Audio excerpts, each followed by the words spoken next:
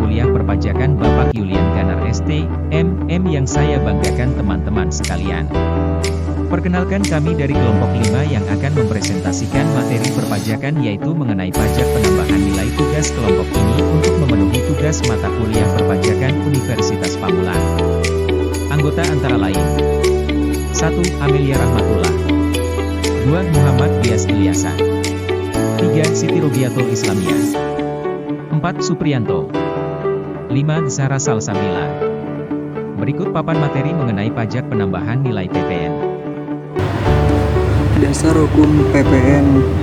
Pajak pertambahan nilai atau PPN adalah pajak yang dikenakan atas antara lain penyerahan barang kena pajak di dalam daerah pabean yang dilakukan oleh pengusaha, impor barang kena pajak, penyerahan jasa kena pajak di dalam daerah pabean yang dilakukan oleh pengusaha, pemanfaatan barang kena pajak tidak berwujud dari luar daerah pabean di dalam daerah pabean, pemanfaatan jasa kena pajak dari luar daerah pabean di dalam daerah pabean. Ekspor barang kena pajak berwujud oleh pengusaha kena pajak. Ekspor barang kena pajak tidak berwujud oleh pengusaha kena pajak, dan ekspor jasa kena pajak oleh pengusaha ke pajak. Yang berkewajiban memungut, menyetor dan melaporkan PPN adalah para pedagang atau penjual. Namun, pihak yang berkewajiban membayar PPN adalah konsumen akhir. PPN atau pajak pertambahan nilai dikenakan dan disetorkan oleh pengusaha atau perusahaan yang telah dikukuhkan sebagai pengusaha kena pajak atau PKP. Namun, beban PPN tersebut ditanggung oleh konsumen akhir sejak 1 Juli 2016. PKP se-Indonesia wajib membuat faktur elektronik atau e-faktur untuk menghindari penerbitan faktur pajak fiktif untuk pengenaan PPN kepada lawan transaksinya. PPN atau pajak pertambahan nilai yang dikenakan pajak pertambahan nilai atau biasa disebut dengan objek PPN adalah 1. Penyerahan barang kena pajak atau BKP dan jasa kena pajak atau JKP di dalam daerah pabean yang dilakukan oleh pengusaha. Kedua, impor barang kena pajak. Yang ketiga, pemanfaatan barang kena pajak tidak berwujud dari luar daerah pabean dalam daerah pabean. Pemanfaatan jasa kena pajak dari luar daerah pabean di dalam daerah pabean. Kelima, ekspor barang kena pajak berwujud atau tidak berwujud, dan ekspor jasa kena pajak oleh pengusaha kena pajak atau PKP. Subjek PPN. Pengusaha kena pajak atau PKP, baik orang pribadi maupun badan yang melakukan penyerahan barang kena pajak atau BKP dan atau jasa kena pajak atau JKP yang dikenakan pajak berdasarkan UU PPN. Tarif PPN atau biasa disebut dengan pajak pertambahan nilai. Tarif PPN menurut ketentuan Undang-Undang Nomor 42 Tahun 2009 Pasal 7 yang kemudian diubah dengan Undang-Undang Harmonisasi Pajak UU HPP pada bab 4 Pasal 7 ayat 1 terbagi menjadi 3, yaitu yang pertama, tarif PPN pajak pertambahan nilai adalah 11%. Yang kedua, tarif PPN pajak pertambahan nilai 12% paling lambat 1 Januari 2025. Dan yang terakhir adalah perubahan tarif PPN pajak pertambahan nilai diatur dalam PP bersama DPR dalam RAPBN. Selanjutnya adalah barang kena pajak atau biasa disebut dengan BKB. Barang kena pajak atau BKB merupakan barang berwujud yang menurut sifat atau hukumnya dapat berupa barang bergerak atau barang tidak bergerak, dan barang tidak berwujud yang dikenakan pajak menurut UU PPN. Pengaturan cakupan badan kena pajak dalam UU PPN bersifat negatif list, dalam artian bahwa dalam prinsipnya seluruh barang merupakan BKB, kecuali ditetapkan sebagai barang yang tidak dikenai PPN. Ada juga barang yang tidak dikenai PPN atau non-BKB. Yang pertama, barang hasil dari pertambangan, penggalian, pengeboran yang diambil langsung dari sumbernya. Yang kedua, barang kebutuhan pokok yang dibutuhkan oleh rakyat banyak, seperti beras, gabah, jagung, sagu, atau kedelai.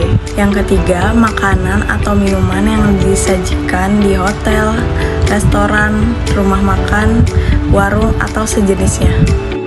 Tidak termasuk yang diserahkan oleh usaha jasa boga atau catering. Dan yang terakhir seperti uang, emas batangan, dan surat berharga, misalnya saham dan obligasi.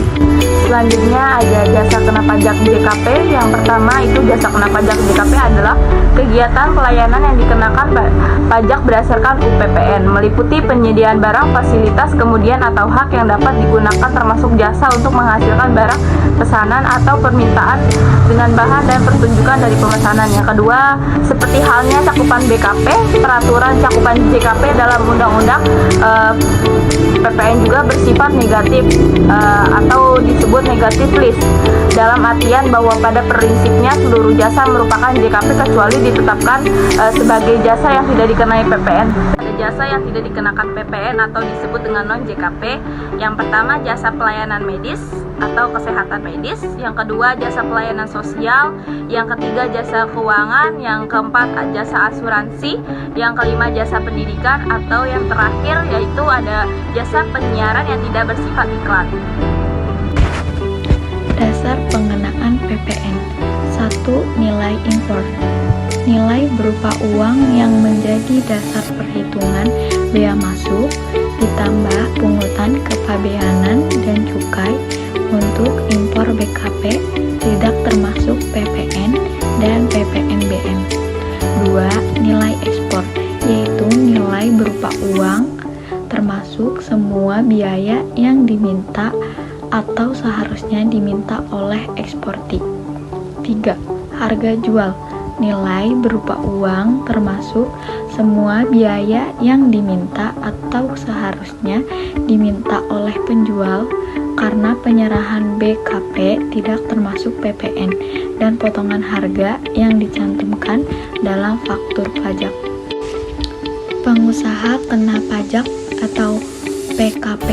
Pengusaha yang melakukan penyerahan BKP atau JKP di dalam daerah pabean atau melakukan ekspor BKP, baik BKP berwujud maupun BKP tidak berwujud, atau JKP wajib melaporkan usahanya untuk dikukuhkan sebagai pengusaha kena pajak, atau PKP, dan wajib memungut, menyetor, dan melaporkan PPN dan pajak penjualan atas barang mewah atau PPNBM. Karakteristik PPN. Setiap pengusaha kena pajak harus menyertakan perhitungan PPN dalam setiap faktur pajak sebagai bukti transaksi.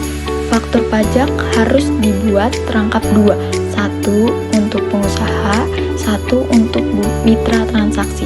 PPN berbeda dengan PPh pasal 21 karena memiliki karakteristik yang berbeda.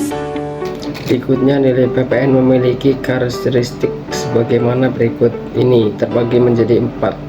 1. Pajak tidak langsung. 2. Pajak objektif. 3. Pajak atas konsumsi dalam negeri. Yang keempat, bersifat multi-stateless. Berikutnya, kesimpulan dari materi ini adalah PPN adalah pajak yang dikenakan pada penjualan barang dan jasa di Indonesia. PPN ini berperan penting dalam mengumpulkan pendapatan negara dan mendukung pembangunan ekonomi nasional. Pelaku usaha harus memahami ketentuan perpajakan PPN dan melaksanakan dengan baik untuk memastikan kepatuhan terhadap peraturan yang berlaku.